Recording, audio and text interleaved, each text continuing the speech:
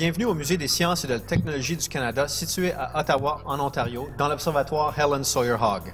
Bonjour, je m'appelle Michel et je suis éducateur au musée. Dans la vidéo précédente, les télescopes optiques, partie 1, j'ai mentionné que les premiers observatoires nationaux, comme l'Observatoire fédéral à Ottawa, ont été construits pour des raisons pratiques, c'est-à-dire pour donner l'heure exacte et pour aider les arpenteurs à produire des cartes. Avec l'évolution de la technologie, les télescopes ont grossi et ont fourni des images de plus en plus détaillées.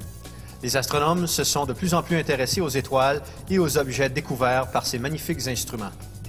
Lors de la construction de l'Observatoire fédéral en 1905, les astronomes ont demandé au gouvernement de financer la fabrication du plus grand télescope au Canada, une lunette astronomique de 15 pouces.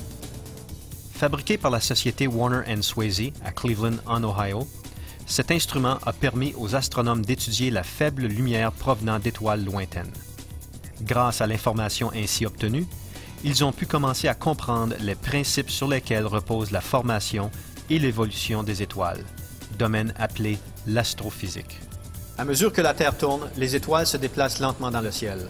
Pour que les observations soient valables, il fallait que cette lunette suive la trajectoire des étoiles avec la précision d'un chronomètre.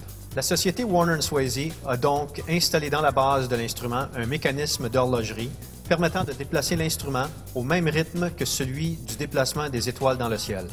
Ce système a donc permis aux astronomes de faire leurs observations et de prendre des photos de façon continue. Cette technologie permettait donc aux astronomes de percevoir les particularités des étoiles et des planètes lointaines.